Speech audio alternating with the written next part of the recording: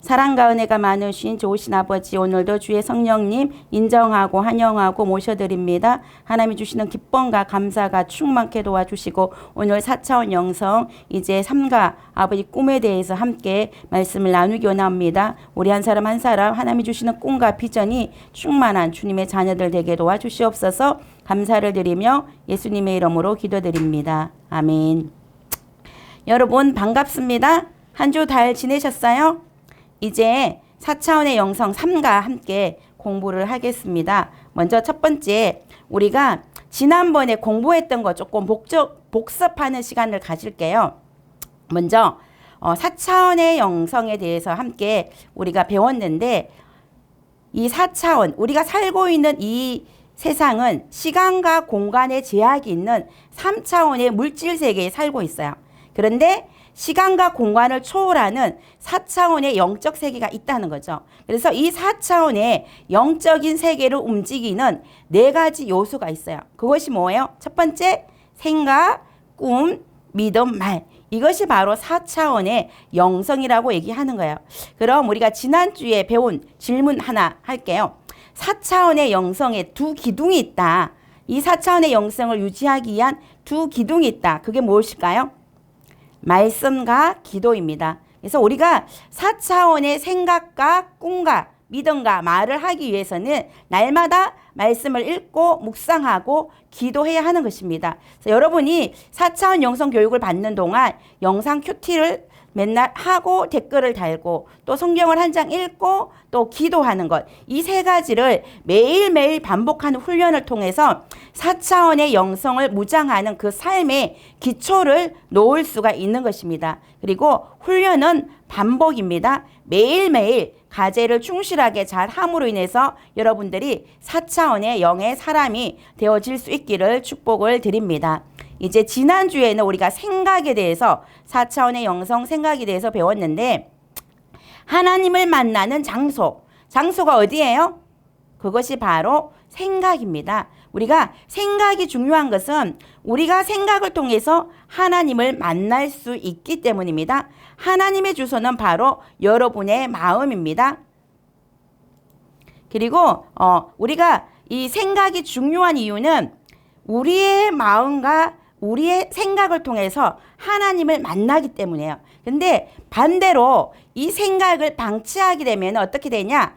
마귀가 틈을 타고 들어와서 우리가 죄를 짓도록 유혹을 할 수 있다라는 것입니다. 그러므로 우리는 날마다 우리의 마음을, 생각을 잘 지켜야 하는데, 잠언 4장 23절에 보면은 모든 지킬 만한 것보다 더욱 내 마음을 지키라, 생명의 근원이 이에서 남이니라 라고 기록하고 있어요. 그래서 우리는 날마다 우리의 생각을 지켜야 되는데, 인본주의적인 생각이 아니라 신본주의적인 생각으로 우리의 생각을 날마다 지켜나가야 된다. 그래서 신본주의적인 4차원의 영성, 이것은 무엇이냐면은 내 자신의 욕망을 내려놓고 성령님께서 주시는 마음의 소원을 받아들이는 것, 이것이 바로 신본주의적인 4차원의 영성입니다. 그래서 하나님의 방식대로 생각을 하는 저와 여러분이 될 수 있기를 축복합니다. 하나님의 방식대로 생각하기 위해서는 날마다 말씀을 닮아가는 생각을 하고 성령님을 닮아가는 그러한 생각을 해야 되는 것입니다. 자, 그 다음에 우리가 한번 공부를 할 텐데, 조은기 목사님의 4차원의 저서에 보면은 생각에 대해서 말씀하고 있어요. 우리는 시간과 공간에 제한된 존재이기 때문에 오직 성령님께서 우리에게 주시는 상상력과 비전과 꿈을 통해서 우리의 비전과 꿈이 부화될 수 있다라고 이렇게 말씀하고 있어요. 계란을 예로 들었는데, 계란이 암탉이 품을 때 병아리가 될 수 있는 것처럼 우리 마음속에 꿈과 비전을 품고 있을 때 그 꿈과 비전이 껍질을 깨고 부화되어 현실로 나타난다는 것입니다. 그래서 성령님께서 주시는 이러한 꿈과 비전이 있을 때 우리는 한계의 벽을 뛰어넘을 수 있고, 또한 성령님께서는 여러 가지 꿈과 비전을 여러분 마음속에 불어넣어 주시고 그것을 통해서 계속 말씀하고 계신 것입니다. 성공하는 기업의 8가지 습관에 보면은 살아있는 비전을 지닌 비전 기업이 되는 것이 기업의 장기적인 성과에 있어서 매우 중요한 실적을 내는 것을 볼 수가 있습니다. 그래서 비전 기업들은 끊임없이 혁신을 통해서 기업 가치를 창출하고 실적을 나타내기 때문에 동종 업종보다 더 높은 성장을 하는 것을 볼 수가 있습니다. 이번에 삼성전자가 3분기 영업이익이 70조 원의 이익을 냈다고 신문 뉴스에 내용이 나왔더라고요. 그걸 보면은 비전을 통해서 혁신하기 때문에 특별히 이번에 폴더블 폰이 디자인의 혁신을 통해서 아제폰에서 MJ폰으로 거듭났다 이런 기사가 실린 것을 봤는데 역시 비전이 있는 기업은 끊임없는 혁신을 통해서 새로운 이익을 창출하기 때문에 장기적인 성과를 낼 수 있는 것을 볼 수가 있습니다. 기업도 이렇게 비전이 있을 때 성장하는 것을 볼 수가 있는데 자, 그러면은 우리가 비전의 용어에 대해서 한번 살펴보기로 하네요. 사회에서 말하는 비전의 용어는 어떤 것이 있는가? 가슴 뛰는 삶이라는 책에 보면 강헌구 저자가 쓴 책인데 이분이 꿈을 정의하기를 어떻게 정의했냐면은 꿈은 하고 싶은 것, 뭐가 되고 싶은 것, 막연한 바람이 꿈이다라고 이분은 정의를 했고요. 그 다음에 비전에 대해서는 어떻게 정의를 했냐면은 뭐뭐까지 반드시 무엇을 할 것이다. 뭐뭐까지 반드시 뭐뭐가 될 것이다. 이런 기한이 있는 미래청사진. 그래서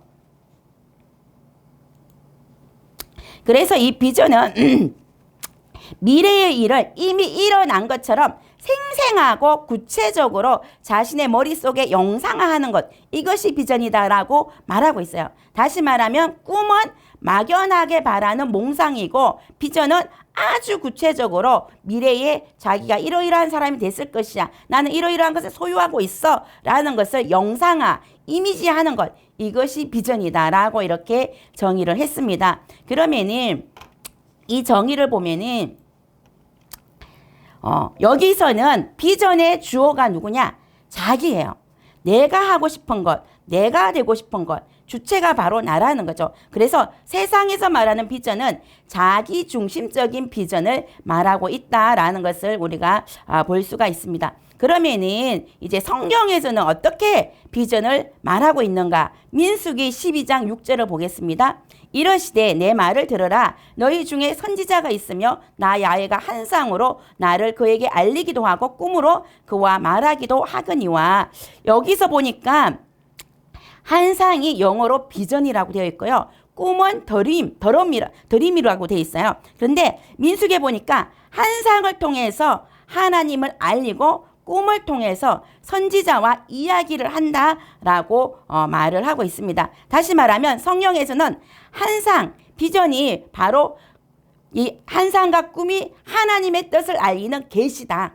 한 쌍과 꿈을 통해서 하나님을 알려준다는 거예요. 다시 말하면 여기는 하나님 중심의 꿈을 얘기하고 있는 것을 볼 수가 있습니다. 자, 그러면은 하나님이 자신이 누구시며 하나님의 목적과 계획은 무엇인지 알려주는 그 도구가 바로 비전과 꿈이라는 거예요. 그래서 성경을 통해서 우리가 볼 때 비전과 꿈의 우열, 이게 뭐 비전이 더 좋다, 꿈이 더 좋다 이게 아니라 똑같이 꿈으로도 아니면 비전으로도 하나님은 사람들에게 하나님의 목적과 방향을 알려주신다라는 것입니다. 그래서 세상이 말하는 꿈과 비전은 주체가 내가 되는 것이고 하나님이 말씀하시는 성경의 꿈과 비전은 주체가 하나님이 되는 거다. 그래서 하나님이 꿈꾸시는 걸 우리가 꿈을 꿔야 되겠죠. 그래서 하나님은 성경 말씀과 성령님을 통해서 또는 설교와 기도를 통해서 우리에게 꿈과 비전을 주십니다. 4차원의 영성에서 꿈과 비전은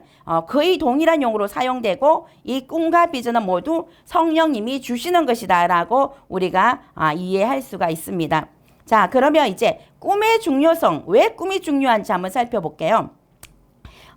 한번 볼 텐데 잠언 29장 18절을 보겠습니다. 시작. 같이 읽어볼게요. 시작. 묵시가 없으면 백성이 방자히 행하거니와 율법을 지키는 자는 복이 있느니라. 여기서 묵시는 히브리어로 하존이라고 얘기해요. 영어로는 비전인데 하나님으로부터 오는 계시를 말하는 것이고 이 하나님으로부터 오는 계시가 없으면 방자히 행한다, 망한다 라고 얘기하고 있고요. 그 다음에 율법은 하나님의 말씀을 얘기하고 있어요. 하나님의 말씀을 지키는 자는 어떻게 된다? 복이 있다라고 말씀하고 있습니다. 그래서 킹 제임스 버전에는 이것을 어떻게 번역했냐면 꿈이 없는 백성은 망한다.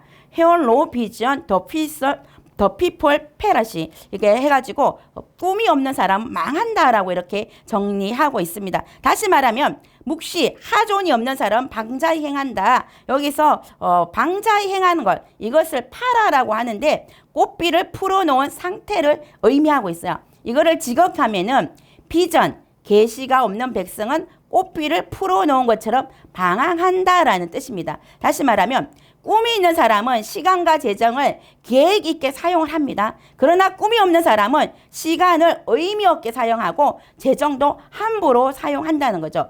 근데 오늘 4차원의 영의 사람이 되고자 하는 사람은 꿈이 있기 때문에 주일날 늦잠 자지 않고 다 이른 아침에 나와서 이 교육을 받고 있는 걸 저는 믿습니다. 그리고 매일 과제도 충실하게 하고 있죠. 꿈이 있는 사람은 하루를 살아도 알차게 계획성 있게 사는 것입니다. 그렇기 때문에 방황할 시간조차도 없는 것입니다. 그러나 꿈이 없는 사람은 이 시간을 뭐하고 때울지 걱정하는 사람이 있어요. 많은 시간이 있는데 이 시간은 뭐하고 보낼지 고민하는 사람이 있는데 왜 그러냐? 꿈이 없으면 자기 시간을 그냥 허비하고 낭비하고 그렇게 보내는 거죠. 그런데 꿈이 있는 사람은 하루를 살아도 무엇을 할 것인지 인생에 분명한 목표가 있기 때문에 시간을 허투루 사용할 수가 없는 것입니다. 여러분 모두 다 하나님이 주시는 꿈이 있기 때문에 방자히 행하는 삶이 아니라 의미 있고 가치 있는 삶을 살 수 있기를 주의 이름으로 축복을 드립니다.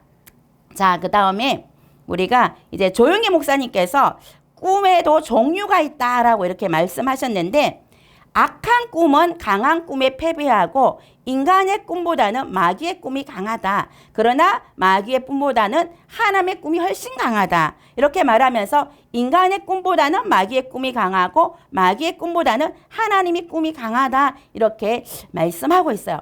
하나님의 꿈이 무엇일까요? 하나님은 예수 그리스도를 이 땅에 보내셔서 예수님이 인간의 몸을 입고 이 땅에 태어남으로 인해서 인류를 구원하기 원하는 큰 꿈을 가지고 계셨어요. 근데 마귀는 하나님의 꿈을 방해하는 거죠. 그래서 마귀가 하나님의 꿈이 성취되지 못하도록 헤롯 왕의 마음을 격동시켜서 예수님이 태어날 그 당시에 이스라엘의 2살 아래의 모든 나라를 살해하라는 명령을 내렸어요. 그런데 하나님은 요셉에게 현명해서 죽음의 이 길을 피할 수 있는 길을 예비해 주셨습니다. 이것을 봤을 때 마귀의 꿈보다 하나님의 꿈이 훨씬 강한 것을 우리는 알 수가 있습니다. 4차원의 영성에서 가장 중요한 꿈은 바로 하나님의 꿈입니다. 많은 그리스도인들이 하나님의 꿈보다는 인간적인 꿈과 또 자신의 야망이나 욕망을 위해서 하나님을 이용하거나 또는 더 나아가 이단과 같은 곳에서 마귀의 꿈을 통해서 그리스도인을 미혹하는 이런 일들이 있는 것을 우리는 볼 수가 있는데 그러므로 오늘날 우리 그리스도인들은 4차원의 영성을 통해서 하나님의 꿈이 무엇인지를 날마다 아는 것이 정말 중요하다라는 것들을 기억하시기를 바랍니다. 자, 그 다음에 하나님이 꾸시는 꿈의 성경적인 예를 한번 볼게요. 우리 여러분들이 가지고 있는 교재 63페이지에 나와 있어요. 자, 하나님의 꿈을 우리는 어떻게 받을 수 있을까? 요엘서 2장 28절에 보면은 그 후에 내가 내 영을 만민에게 부어주리니 너희 자녀들이 장래일을 말할 것이며 너희 늙은이는 꿈을 꾸며 젊은이는 이상을 볼 것이며 여기서 말하는 내 영이 바로 성령님이십니다. 성령님은 하나님의 깊은 것이라도 통달하시는 분이시고 하나님의 꿈을 우리가 꿀 수 있도록 하시는 분이다. 그래서 우리가 성령 충만해야 하는 이유는 인간의 꿈이나 마귀의 꿈이 우리를 점령하는 것이 아니라 오직 성령이 충만할 때 우리는 하나님의 꿈을 꿀 수 있기 때문에 성령 충만해야 된다. 그래서 성령님께서는 우리에게 꿈과 환상을 통해서 하나님의 목적과 계획을 알게 해주십니다. 성경에 두 가지 하나님께서 하나님의 꿈을, 하나님의 계획을, 목적을 알려주신 예가 있는데 고넬료의 가정에 베드로 사도를 자기네 집으로 초청해서 말씀을 듣게 하는 그런 성경의 예가 있어요. 근데 여기서 성경에서 보면은 하나님께서 베드로에게 환상을 보여주셔요. 부정한 진성을 먹으라는 그러한 음성인데 보자기에 막 먹지 못하는 그런 부정한 진성들이 가득 차 있는데 이걸 먹으라라는 한상을 이 베드로가 들은 거죠. 그럴 때 이 베드로는 율법에서 금하는 부정한 음식은 절대 먹을 수 없습니다라고 하나님께 먹지 못하겠다고 거부를 해요. 그런데 하나님은 뭐라고 말씀하시냐면은 내가 이미 깨끗하게 한 것을 내가 왜 부정하다고 하느냐라는 말씀을 하셔요. 다시 말하면 하나님은 우리가 율법에서 부정하다고 했다는 그 모든 것들을 이미 깨끗게 하셨다는 거예요. 그래서 너는 먹어도 된다라는 이러한 동일한 꿈을 3번을 꾸게 돼요. 그런데 이 동일한 시간대에 고넬료도 한상을 보는데 하나님께서 그에게 한상을 통해서 베드로라는 사도를 집으로 초청해서 말씀을 들으라는 그런 메시지를 받는 거예요. 그래서 이 고넬료가 베드로에게 자신의 종을 보내가지고 집으로 초청하는 거죠. 이때 베드로는 한상을 본 직후에 이방인 고넬료의 가정에 그 부하가 자기에게 말씀을 듣겠다고 초청하는 그 소리를 듣고는 하나님께서 말씀하신 부정한 짐승을 잡아먹으라고 한 그것이 바로 이방인에게 가서 복음을 전하라는 하나님의 뜻이구나라는 것을 깨닫고 이 베드로가 고넬료의 집에 가서 말씀을 전할 때에 말씀을 듣는 그 순간에 그 고넬료의 가정에 하나님의 성령이 강력하게 임하는 것을 보게 됩니다. 그래서 이 베드로를 통해서 이방인의 가정에 최초로 복음을 전하게 되고 또 성령 세례 받는 것을 보고 바로 침례를 행함으로 말미암아 이방인 가정에 하나님의 복음이 선포되어지고 이방인 지역에 복음의 문이 열리는 전초기지 역할을 하는 역할이 바로 하나님이 꿈을 통하여서 베드로와 고넬료에게 이렇게 한상을 통해서 하나님의 계획을 알게 했던 것을 볼 수가 있습니다. 두 번째, 사도 바울이 2차 전도 여행을 할 때에 아시아에 가서 복음을 전하려고 했거든요. 그런데 하나님의 성령님께서 그쪽으로 가는 걸 허락하지 않는 거예요. 그런데 한상 중에 우리를 와서 도우라는 마게도냐 사람들의 그 한상을 사울이 보게 되는 거예요. 바울이. 그래서 하나님께서 아시아에 복음을 전하는 게 아니라 나를 유럽으로 가서 복음을 전하라고 하시는구나 라고 깨닫고 하나님의 그 꿈을 통하여서 하나님이 주신 한상을 통하여서 그의 복음 사역의 계획을 방향을 바꾸는 것을 볼 수가 있습니다. 이와 같이 성령님은 한상을 통해서 또 꿈을 통해서 하나님의 꿈을 우리에게 보여주시고 하나님의 계획을 알게 해주신다는 것입니다. 그래서 우리는 하나님의 함성과 이 꿈을 받기 위해서는 날마다 성령 충만해야 된다. 그럼 어떻게 성령 충만해야 되는가? 말씀과 기도로 무장할 때 저와 여러분이 성령으로 충만해질 수 있는 것을 믿으시기 바랍니다. 하나님이 주시는 한상을 받기 위해서는 말씀과 기도로 무장해야 되는 것입니다. 자, 그러면은 하나님이 꾸시는 꿈, 하나님은 어떤 꿈을 꾸고 있는가? 이 세상을 향해서 어떤 꿈을 꾸고 있는가? 에스겔 47장 우리 같이 한번 읽어보십니다. 시작. 그가 또 나를 데리고 북문으로 나가서 바깥길로 꺾어 동쪽을 향한 바깥문에 이르시기로 본적 물이 그 오른쪽에서 서며 나오더라. 그가 내게 이르시되 이 물이 동쪽으로 향하여 흘러 아라바로 내려가서 바다에 이르리니 이 흘러내리는 물로 그 바다의 물이 되살아나니라.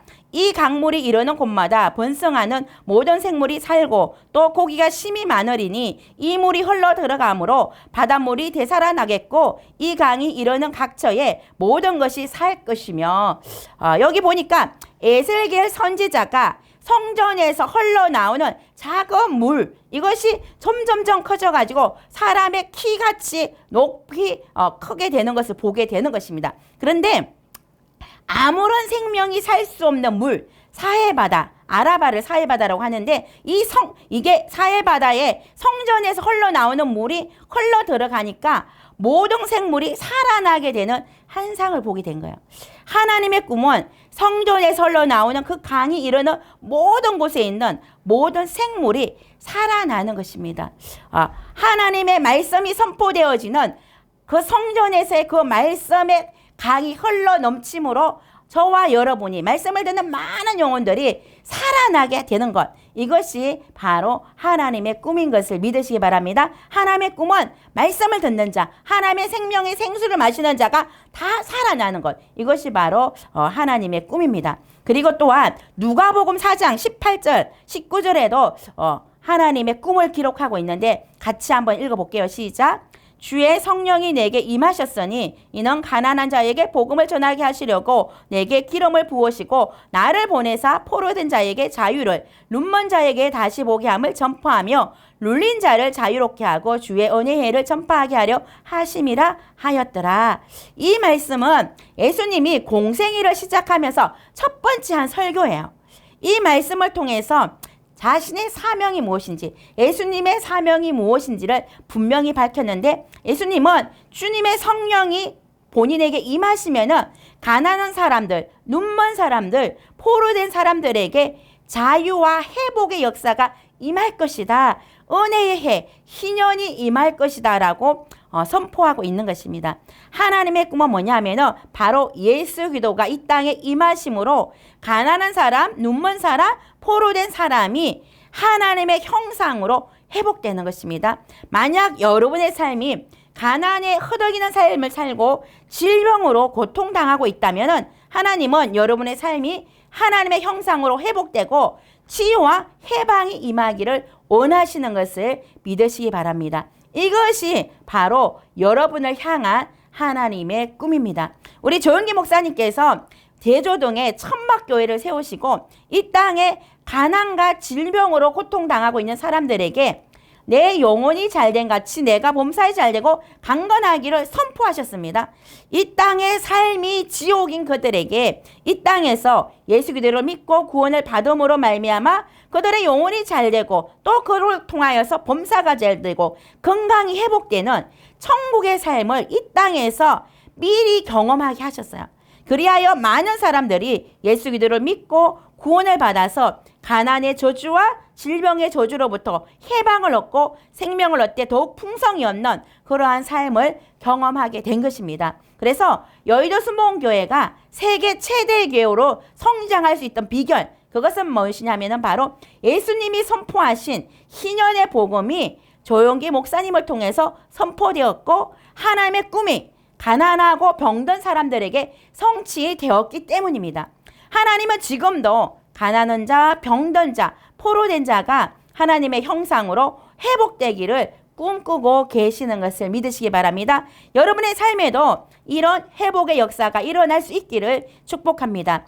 여러분이 회복되고 여러분을 통해서 하나님을 알지 못하는 영혼들에게 복음을 선포하며 그들의 영혼도 회복되는 이런 역사가 일어날 수 있기를 축복합니다.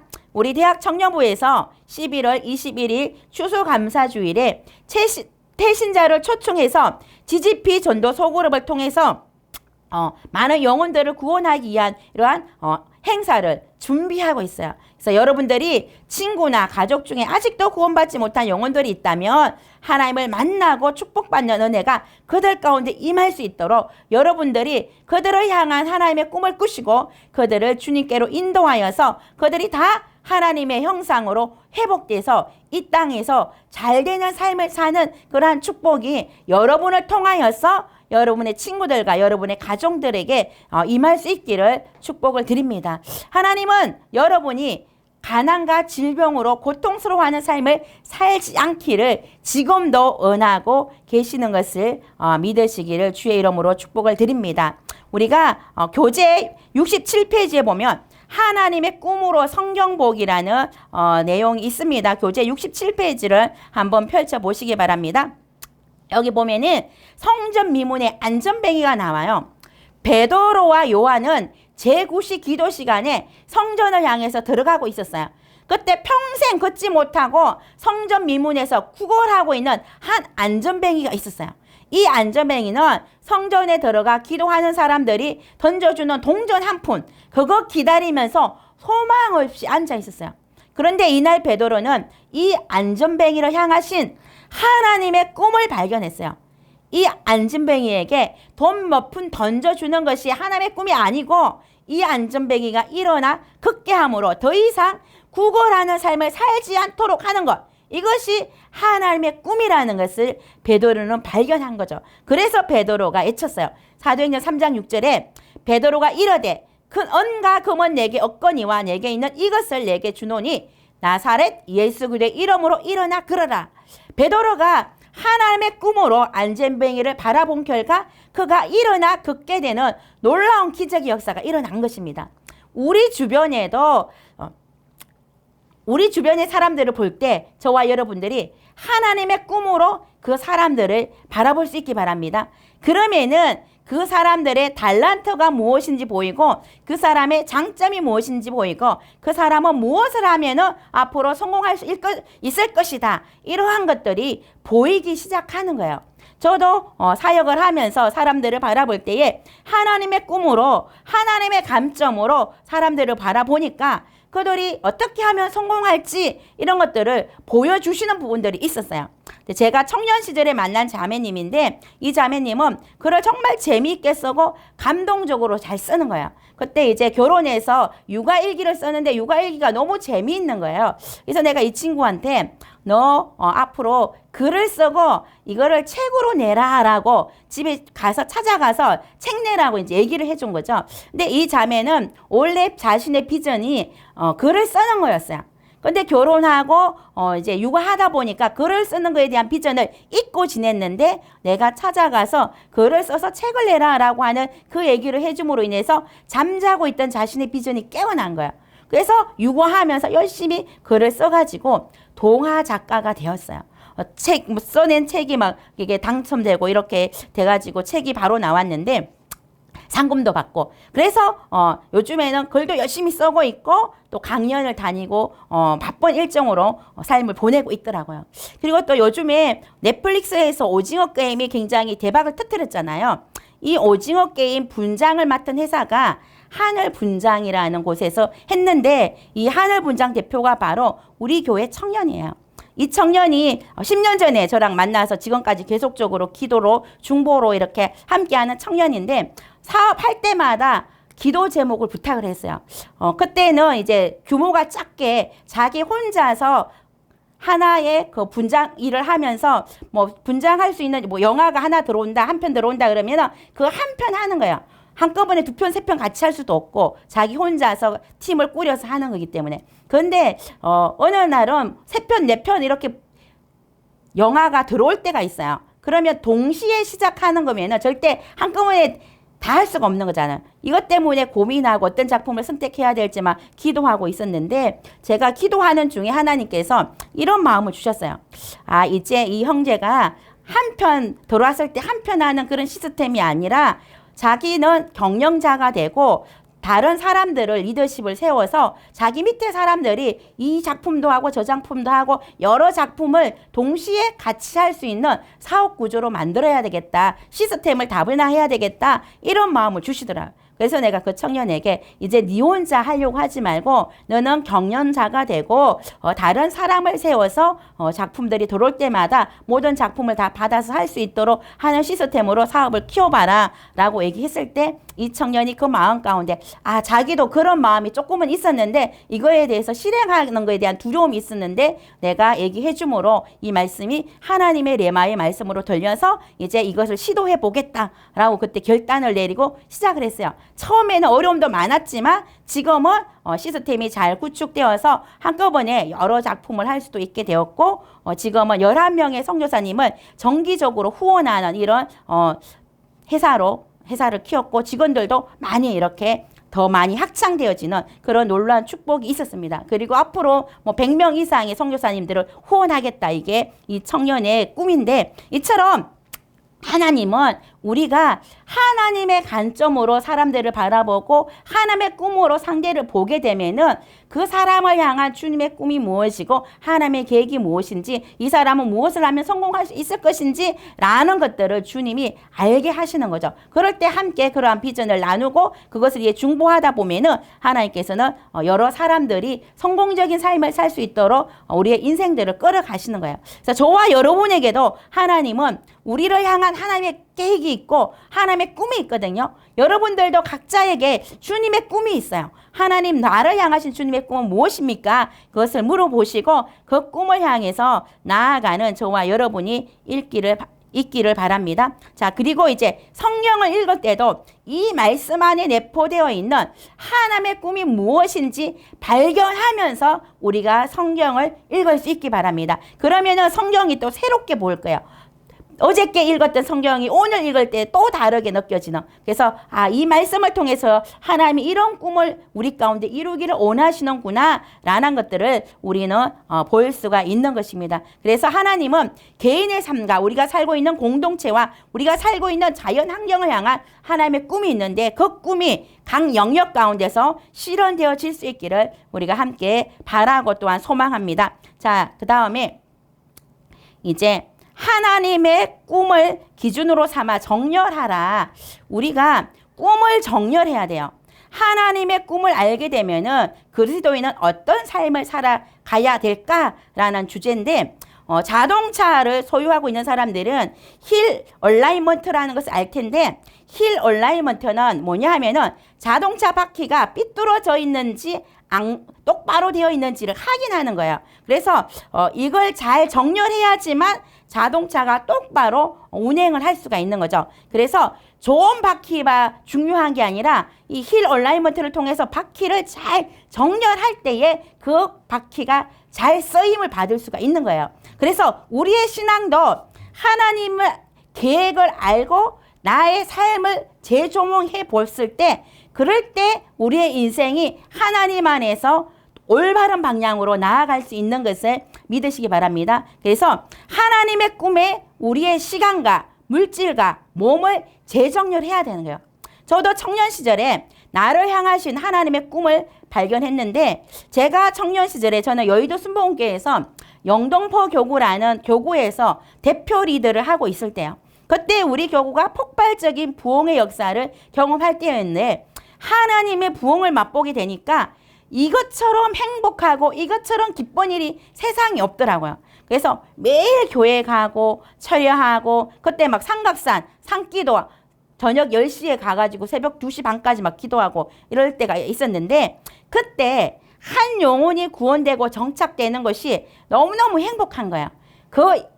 내 삶에서 제일 행복한 게 이것이구나 라는 거를 그때 깨닫게 된 거예요. 그래서 하나님께서 저의 마음에 소원을 주시기를 이 세상에서 가장 가치 있고 보람 있는 것은 바로 영혼 구원이다. 이 마음을 주시고 저에게 주의 종으로 헌신하게 하는 비전을 주셨어요.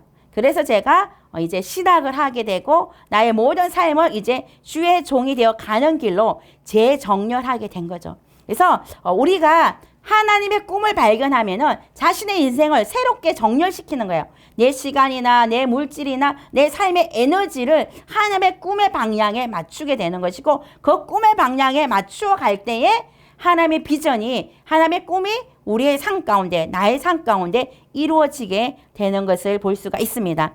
조용기 목사님도 꿈이 있었어요. 조용기 목사님은 이제 뭐라고 말씀하시냐면 꿈과 소원은 저절로 이루어지지 않는다. 그것이 이루어지기 위해서는 고난이라는 터널을 통과해야 한다. 절대 대가 없이 이루어지지 않습니다. 우리는 고난을 통과하면서 자아가 깨어지며 더욱 하나님을 믿고 순종하게 됩니다. 내 고집, 내 생각대로, 내 계획대로 행하던 삶을 하나님이 한난을 통해 깨트리시고 잘못된 길에서 돌려세워 하나님께로 돌아오도록 만드십니다. 이렇게 말씀하셨는데 꿈은 고난이라는 터널을 통과한다는 거예요. 이 고난을 통과하지 않으면은 나의 자아가 깨어지지 않고 그렇기 때문에 하나님께 순종할 수 없다는 거죠. 그런데 내 고집, 내 생각, 내 계획은 바로 고난이라는 것을 통하여서 이렇게 깨어지고 그것을 통하여서 내 삶이 재정렬되는 거예요. 이 고난은 다시 말하면 자동차에서 힐 얼라이먼트 역할을 하는 거예요. 그래서 고난을 통과할 때 하나님의 꿈으로 나의 꿈이 재정렬되어진다라는 것을 알 수가 있습니다. 예수님도 부활의 영광에 참여하기 위해서 십자가의 고난을 통과했어요. 십자가에서 피 흘리고 찍히시고 그 고통과 그 수치와 그 아픔을 통과했기 때문에 하나님의 영광의 보좌에 도달하게 되었고, 그리고 예수님께서는 온 인류를 구원하는 하나님의 꿈을 승치하게 되었습니다. 우리가 꿈을 향해 나아갈 때에 우리의 희생의 대가가 반드시 함께 한다는 것을 믿으시기 바랍니다. 또 우리는 야곱이나 요셉이나 다윗의 인생을 봤을 때도 그들이 꿈이 있었는데 그 꿈을 이루기까지는 수없이 많은 고난을 통과하고 그 꿈이 이루어졌다는 것을 알 수가 있습니다. 그러므로 저와 여러분도 꿈이 있는데 하나님의 꿈을 성취하기 위해서는 내가 헌신하고 희생하는 어떤 고난을 통해서 그 꿈이 이루어진다. 반드시 땀 흘리는, 피 흘리는 그러한 대가가 치르고 꿈이 이루어진다라는 것들을 기억하시기를 바랍니다. 그래서 저와 여러분도 하나님의 꿈을 이루기 위해서는 이런 고난을 통해서 우리의 생각, 우리의 계획, 우리의 능력을 모두 내려놓고 하나님의 생각, 하나님의 능력으로 하나님의 꿈을 이룰 수 있도록 우리의 삶을 재정렬할 수 있기를 축복을 드립니다. 그 다음에 세상에는 두 종류의 리더십이 있대요. 한 종류는 뭐냐면은 자신을 성공시키기 위해서 애쓰는 리더. 다시 말하면 자기가 성공하기 위해서 다른 사람들을 밟고 올라가는 리더가 있어요. 또 팔로워들을 성공시키기 위해서 애쓰는 리더가 있어요. 여러분 어떤 리더가 되고 싶어요? 우리는 자신을 성공시키기보다는 자신이 속한 공동체의 사람들을 성공시키는 그러한 비전을 가지고 있는 사람이 될 수 있기를 바랍니다. 그러면 진정한 리더는 어떤 삶을 살아야 하는가? 바로 하나님의 꿈을 전파하는 리더가 되어야 되겠습니다. 자, 우리 조용기 목사님께서 꿈이 있었어요. 어떤 꿈이 있었었냐? 원래 조용기 목사님의 꿈이 아니었죠. 하나님의 꿈이었어요. 조용기 목사님은 첫 번째 계층은 대조동 깨밭에 천막 치고 깨밭에 천막 치고 첫 번째 교회 시작했고, 그 다음에 두 번째는 서대문에 두 번째 교회를 시작했고, 서대문에서 막 교회도 잘 되고 크게 부흥하고 살만하고 안정적인 삶을 살고 있을 때 이제는 좀 쉬면서 편안하게 목회해야 되겠다라고 마음에 생각하고 있는데 하나님께서 너는 여기서 떠나라 라는 말씀을 주셨어요. 아니 제가 어디를 갑니까? 라고 하는데 하나님께서는 더 큰 교회를 짓고 더 큰 비전을 향해서 나아가라고 말씀하시는 거죠. 큰 교회를 짓고 세계 열방을 향해서 복음을 전하는 그런 비전을 주셨는데, 그래서 우리 조용기 목사님께서 그때 당시로는 돈이 교회 재정이 100만 원밖에 없었대요. 이거로 내가 어떻게 큰 교회를 지을 수 있습니까? 도저히 불가능합니다. 이렇게 말씀드렸더니만 하나님이 너 집 팔아라. 그 집 팔아서 일단 네가 먼저 종잣돈을 심어라 라고 말씀하셔서 자기 그때 김성희 사모님에게 결혼하면서 처음으로 이렇게 아내 명의로 준 집인데, 내 명의도 아니고 아내 명의로 아내한테 드린 준 집인데 그거를 이제 팔으라고 하셔가지고 아내하고 잘 얘기하고 처음에는 아내도 막 거부하고 그랬다가 나중에는 이제 하나님의 꿈에 김성희 사모님도 같이 동참해가지고 같이 그 집을 팔고 하나님께 내려놓고 드리고 그렇게 이제 교회를 시작을 한 거죠. 근데 그 서대문에서 여의도로 나올 때 사실은 그 여의도 땅이 허벌판이고 아무런 기반 시설이 없어요. 마포대교도 없었고 아무런 그냥 가게 되면 허벌판에 교회 하나 딸랑 짓는 건데, 그러면 성도님들이 도로도 없는데 어떻게 교회를 오겠어요? 그러니까 모든 장로님들과 주변의 모든 사람들이 여의도의 허불판에 가서 교회를 짓는다는 것은 망하려고 작정한 거다. 안 된다. 라고 얘기를 했지만 이 조용기 목사님은 하나님이 주신 비전이 너무나 분명했기 때문에 그 비전을 장로님들과 성도님들에게 계속적으로 비전을 공유하고 그 비전을 나눔으로 인해서 결국 여의도에 하나님의 교회를 세우고 놀라운 부흥의 역사를 이루는 그런 큰 은혜가 조용기 목사님의 삶을 통해서 인생을 통하여서 이루어졌다는 것이죠. 이것은 뭐냐? 내 꿈이 아니라 누구의 꿈이에요? 하나님이 주신 꿈이고 하나님께서 이루라고 하신 거기 때문에 나는 그냥 안주하고 싶고 편안하게 살고 싶었지만 주님께서는 네 집이라도 팔아서 그 일을 시작하라라고 말씀하실 때 그 집을 하나님께 드리고 시작했을 때에 하나님께서 놀라운 기적의 역사를 허락해 주셨다는 것을 알 수가 있습니다. 그런데 이 사단은 우리가 함께 꿈꾸고 환상을 품지 못하도록 맹렬하게 공격한다고 조영기 목사님께서 말씀하셨어요. 하나님이 우리에게 꿈을 주지만 사단은 그 꿈을 흔들기 위해서 맹렬하게 우리를 유혹하고 넘어뜨리게 한다는 거죠. 조영기 목사님도 그 교회를 지을 때에 오일 쇼크가 와가지고 재정이 다 막혔을 때에 그 탑에 올라가가지고 정말 떨어져서 죽고 싶은 생각도 들었다고 해요. 그게 바로 사단이 맹렬하게 공격하는 거죠. 재정의 어려움을 통해서 꿈이 실현되지 못하도록 사단은 여러 방법으로 우리를 맹렬하게 공격하지만 그것을 이겨나갈 때에 하나님의 꿈이 저와 여러분의 삶 가운데 이루어지는 것을 믿으시기 바랍니다. 조영기 목사님께서 세계 최대의 교회를 세울 수 있었던 것은 바로 하나님이 주신 꿈을 자신의 꿈으로 바꿔 그 꿈을 위해서 하나님 앞에 무릎 꿇고 기도하고 성도님과 연합함으로 인해서 그 꿈을 이루어 갔습니다. 꿈은 혼자서 이루어갈 수 없어요. 삼겹줄이 하나가 될 때에 쉽게 끊어지지 않는 것처럼 하나님의 꿈은 함께 품고 갈 때에 함께 기도할 때에 하나님이 우리에게 이 꿈을 이룰 수 있도록 아름다운 열매를 맺게 해 주시는 것을 믿으시기 바랍니다. 그래서 여러분에게도 하나님이 주신 꿈이 있을 거예요. 그 꿈을 조별 모임을 통하여서 하나님은 나에게 이런 꿈을 주셨어요. 이 꿈을 위해서 함께 기도해 주세요. 라고 여러분들이 함께 나누기를 주의 이름으로 축복을 드립니다. 그 다음에 빌 하이벨스 목사님의 얘기를 한번 볼게요. 우리 빌 하이벨스 목사님께서는 어떻게 말씀하셨냐면은 가족이든지 동료든지 전혀 모르는 사람들에게 그들이 당신에게 귀를 기울이기만 한다면은 하나님이 주신 비전을 드러내라. 할 수 있는 한 열정적으로 다채롭게 그 비전을 그려라. 사람들이 듣고 마음이 동해서 나도 끼워줘라고 소리치도록 해라. 라고 말씀하셨어요. 다시 말하면 무슨 말이냐면은 여러분들이 비전이 있다면은 끊임없이 이야기하라는 거예요. 이 꿈에 다른 사람들이 동참하기를 원하는 그런 사람들이 생기도록 나도 그 꿈에 함께 동참하고 싶어. 나도 그 일에 함께 동참하고 싶어. 이런 마음이 생기도록 여러분들이 여러분의 꿈을 끊임없이 사람들에게 나눌 수 있기를 주의 이름으로 축복을 드립니다. 저도 하나님께서 탈북민 구출 사역에 대한 꿈을 주셨어요. 그래서 우리 북한 사역팀과 함께 처음에 이제 탈북민 구출 사역 하기 위해서 6월 25일 6.25 기념 사진전을 열었어요. 그때 마음에 3명 정도 우리가 구출할 수 있는 자금이 모여졌으면 좋겠다. 그때 한 350만 원, 300만 원 생각하고 1,000만 원이 있으면 좋겠다. 우리가 이 사진 전시회를 통해서 1,000만 원의 자금이 들어올 수 있도록 함께 기도를 했어요.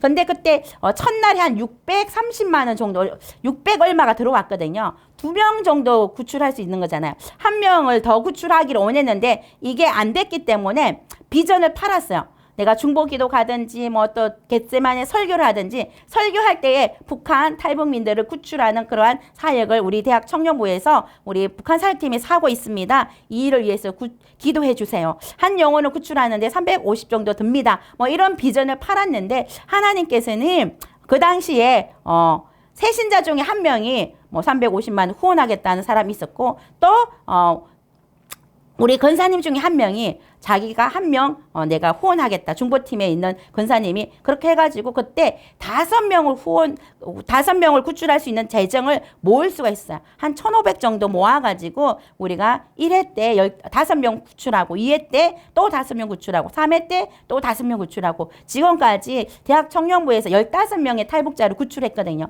근데 우리가 이 꿈이 다른 사람이 내가 이 꿈을 나의 비전을 하나님이 주신 나의 비전을 이렇게 얘기할 때 누군가도 나도 그 비전에 동참하고 싶어요 라는 마음의 소원이 생기는 사람이 있어요. 그러면 그 사람은 그것을 위해서 자기가 물질을 후원하게 되고 또 그 물질 후원함을 통하여서 자기도 그 비전에 동참했기 때문에 기뻐하고 즐거워하고 행복해하는 것을 볼 수가 있거든요. 그래서 저와 여러분들도 하나님이 주신 꿈이 있다면 그 꿈을 끊임없이 사람들에게 나누고 또한 그 사람들과 나눔을 통하여서 그 사람들도 그 꿈에 동참할 수 있도록 하는 이것이 바로 여러분이 이 4차원의 영성을 공부한 사람으로서 앞으로 해야 될 비전인 것을 믿으시기 바랍니다. 그래서 여러분들이 끊임없이 여러분의 꿈을 나누고 함께 이 꿈을 향하여 나아가는 저와 여러분이 되어지기를 주의 이름으로 축복을 드립니다. 이제 말씀을 마치겠는데요. 우리는 꿈에 대해서 공부를 했어요. 꿈은 세 가지 종류가 있죠. 사람의 꿈도 있고 마귀의 꿈도 있고 하나님의 꿈이 있어요. 근데 사람의 꿈은 인간의 야망이나 욕망을 향해 가는 꿈이고 마귀의 꿈은 하나님의 일을 방해하고 하나님의 비전이 하나님의 꿈이 꺾이게 하는 것이고 하나님은 하나님께서 이 인류를 위해서 원대한 비전과 꿈을 갖고 있고 이 꿈이 가장 강력하고 이 꿈은 반드시 성취되어진다라는 것들을 기억하시고 저와 여러분들이 인간적인 야망이나 욕망의 꿈이 아니라 하나님이 주시는 하나님의 연대한 꿈을 품는 저와 여러분이 되기를 주의 이름으로 축복드립니다. 그리고 여러분의 꿈을 끊임없이 나누어서 많은 사람들이 하나님이 주신 여러분의 꿈에 동참할 수 있도록 함께 노력하시기를 주의 이름으로 축복을 드립니다. 이제 기도하겠습니다. 잠깐 기도합니다. 사랑과 은혜가 많으신 좋으신 아버지, 오늘 4차원의 영성 꿈에 대해서 함께 말씀을 나누었습니다. 우리 사랑하는 모든 믿음의 자녀들을 축복하여 주시고 하나님이 각자에게 주신 꿈이 무엇인지 그 꿈을 나누는 삶을 살게 도와주시옵소서. 오늘도 주님 안에서 하나님의 은대한 꿈을 꾸고 나아가는 우리 대학 청년부 지체들 되게 도와주시고 또한 영혼 구령의 뜨거운 열정을 가지고 나아가는 저희들 되게 도와주시옵시고 우리 모두가 아버지 영혼이 잘되고 범사가 잘되고 강건한 삶을 살 수 있도록 은혜를 더하여 주시옵소서. 주가 함께 하심을 감사드리며 예수님의 이름으로 기도드립니다. 아멘. 이제 각 조별로 조별 모임 10분 후에 하시기 바라고요. 우리 온라인으로 수업하신 분은 여기서 남아서 함께 온라인으로 나눔하겠습니다. 네, 모두 수고하셨습니다. 다음 주에 또 뵙겠습니다.